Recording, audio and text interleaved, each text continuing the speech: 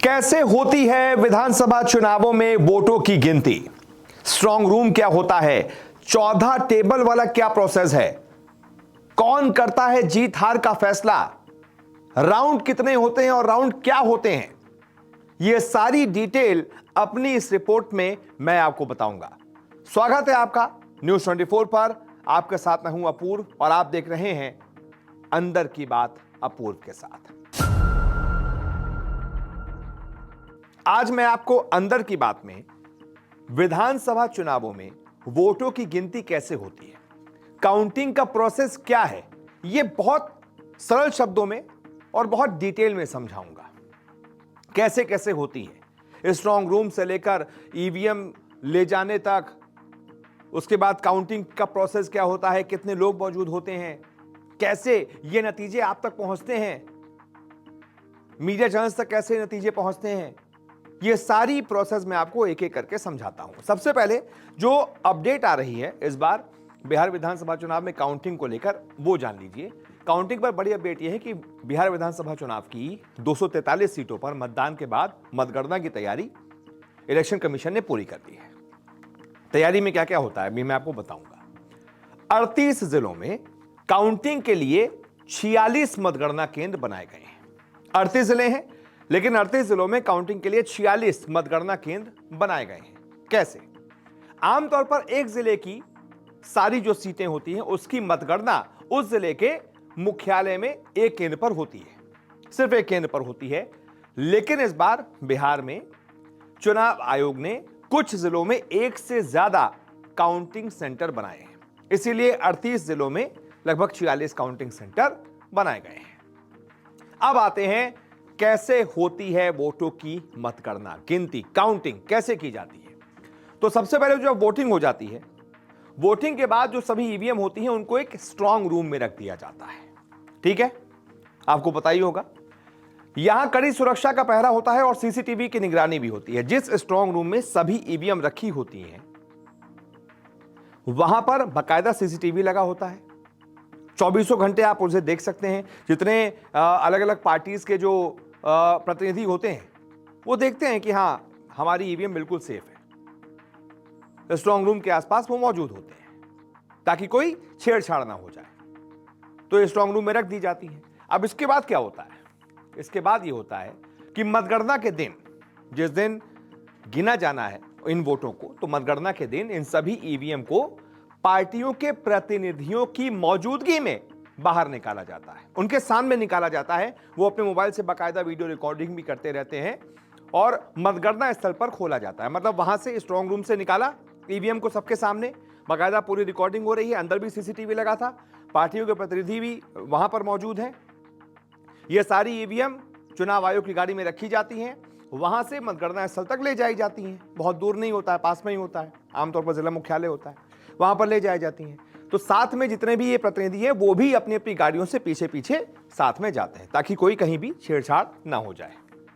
ठीक है, ये प्रोसेस हो गया कि भाई स्ट्रांग रूम से निकाला ईवीएम को और मतगणना स्थल तक ले गए। इसके बाद रिटर्निंग ऑफिसर आरओ, उनकी निगरानी में उनकी तरफ से नियुक्त किए गए काउंटिंग सुपरवाइजर्स वोटों की गिनती शुरू करते हैं। रिटर्निंग ऑफिसर ही काउंटिंग सुपरवाइजर्स नियुक्त करते हैं और उनके सामने वोटों की गिनती काउंटिंग सुपरवाइजर्स शुरू करते हैं। इस पूरी प्रक्रिया के दौरान सभी पार्टियों के नेता हों, निर्दलीय उम्मीदवार हों, अपने मतगणना एजेंट और इलेक्शन एजेंट के साथ वहां पर ही मौजूद रहते हैं अपने सामने कि भाई गिनो, कोई भी इधर उधर कुछ गड़बड़ ना हो जाए। पूरी प्रक्रिया एकदम पारदर्शी होती है, कोई भी छेड़छाड़ नहीं होती है, क्योंकि वो वहां मौजूद होते हैं, उनके सामने गिने जाते हैं वो। मतगणना की शुरुआत सुबह 8 बजे होती है। सब पहुंच गई, ईवीएम वहां पर पहुंच गई, सभी मौजूद हैं। उसके बाद 8 बजे मतगणना की शुरुआत होती है और इसकी शुरुआत इलेक्ट्रॉनिकली ट्रांसमिटेड पोस्टल बैलेट और पोस्टल बैलेट के वोटों की गिनती से होती है। यानी कि सबसे पहले पोस्टल बैलेट के जो वोट होते हैं वो गिने जाते हैं, सबसे पहले पोस्टल बैलेट। ठीक है, उसके बाद जो ईवीएम पर वोट डाले जाते हैं उसके बाद उसकी शुरू होती है इलेक्ट्रॉनिकली ट्रांसमिटेड पोस्टल बैलेट। और पोस्टल बैलेट की गिनती शुरू होने के करीब आधे घंटे के बाद ईवीएम में पड़े वोटों की गिनती शुरू की जाती है। यह आमतौर पर होता है। और इसके लिए अलग बड़ी जगह पर बड़ा सा एक हॉल होता है, उसमें 14 अलग अलग टेबल की व्यवस्था होती है। हर टेबल पर एक ईवीएम रखी जाती है। ठीक है, 14 टेबल है। अब ये 14 टेबल का क्या कनेक्शन है, ये भी मैं आपको समझाता हूं कि 14 ही क्यों होती है। एक राउंड का मतलब होता है, आपको पता है कि 2 राउंड के बाद ये फला फला ये आगे, ये फला पीछे, या 5 राउंड के बाद ये फला आगे ये पीछे। तो ये एक राउंड होता क्या है, जो हम उसको 5 और 10 बताते हैं। ये राउंड का मतलब क्या होता है, राउंड का मतलब होता है, एक राउंड का मतलब होता है 14 पोलिंग बूथों की ईवीएम मशीनों के मतों की काउंटिंग पूरी हो चुकी है। एक राउंड में जो मैंने आपको बताया 14 टेबल होती हैं, तो उन 14 टेबल पर, अलग अलग टेबल पर 14 बूथों की ईवीएम मशीन रखी होती है और उस पर गिनती होती है। तो जब एक बार में उन 14 की वोटिंग पूरी हो जाती है, काउंटिंग पूरी हो जाती है, उसको कहते हैं एक राउंड। कि एक राउंड में लगभग 14 बूथों की काउंटिंग पूरी हो चुकी है और लगभग एक बड़ी विधानसभा में एक ये मानकर चलिए कि 200 के आसपास बूथ होते हैं, तो लगभग 15 राउंड की जो है वो काउंटिंग होती है, तब उसके बाद नतीजा आता है। ये एग्जांपल बता रहा हूं, कभी कहीं कम भी बूथ हो सकते हैं, कहीं ज्यादा भी हो सकते हैं। यानी हर राउंड में 14 मतदान केंद्रों पर लगी ईवीएम के वोट गिने जाते हैं। एकदम सरल शब्दों में आप ये समझ लीजिए। ठीक है, ये समझ में आया। अब हर राउंड के नतीजे के साथ ही आरओ खुद बताते हैं, रिटर्निंग ऑफिसर आते हैं बाहर, खुद बताते हैं कि कौन सा उम्मीदवार आगे चल रहा है और कौन सा पीछे चल रहा है। वो बताते हैं सभी उम्मीदवारों को, उनके एजेंट्स को, पार्टी प्रतिनिधियों को कि एक राउंड हो चुका है, ये बीजेपी के ये आगे चल रहे हैं, या फिर ये एनडीए के, ये कांग्रेस के आगे चल रहे हैं, या फिर ये कांग्रेस से पीछे चल रहे हैं। वो खुद बताते हैं। उसके बाद क्या होता है, वो बताते हैं, बाकायदा बताते ही वो सारा जो डाटा होता है वो प्रतिनिधि भी अपना नोट डाउन कर लेते हैं, उनके डेटाबेस में भी उसको अंकित कर दिया जाता है और वही डायरेक्ट सीधा डायरेक्ट इलेक्शन कमीशन की वेबसाइट पर भी वो डेटा पहुंच जाता है। वहां पर डाउनलोड किया जाता है, वहां पर डेटाबेस में डाला जाता है, तुरंत वो इलेक्शन कमीशन की वेबसाइट पर भी पहुंच जाता है। वहां पर भी आप लाइव ये तमाम आंकड़े जो देख पाते हैं, ये ऐसे वहां तक पहुंचते हैं। रिटर्निंग ऑफिसर ही है मेन, आप ये समझिए, सारी उसी की जो मेन काउंटिंग का जो सबसे बड़ा शहंशाह एक तरीके से आप कह सकते हैं, जो जीत हार का फैसला करता है, वो रिटर्निंग ऑफिसर ही है। तो वो खुद आके बताते हैं कि कौन आगे चल रहा है, कौन पीछे चल रहा है। हर राउंड के बाद वो बताते हैं। एक विधानसभा सीट की पूरी मतगणना में बहुत सारे राउंड होते हैं, क्योंकि बहुत सारे बूथों में ये चुनाव हुआ होता है।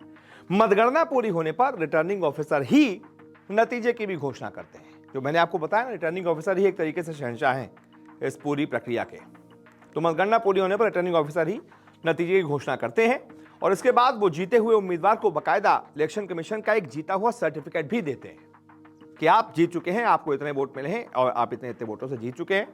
उनका साइन लेते हैं और उसके बाद उनको टाटा बाय बाय कर देते हैं, जाओ जश्न मनाओ। फिर उसके बाद वो उम्मीदवार अपने सभी समर्थकों के साथ जश्न मनाते हुए अपनी विधानसभा में निकल जाता है, जुलूस निकालता है, उसके बाद जीत का जश्न मनाता है। ठीक है, अब मतगणना के दौरान चुनाव आयोग की वेबसाइट पर भी ये आंकड़े अपडेट होते रहते हैं, जैसा कि मैंने आपको बताया, और हमारे पास भी जो जानकारी आती है, यानी कि मीडिया के पास जो जानकारी आती है, उसमें कई अलग अलग तरह की होती है। कुछ मीडिया पूरी तरीके से इलेक्शन कमीशन की वेबसाइट पर निर्भर रहती है, क्योंकि उसके खुद के सोर्स नहीं है।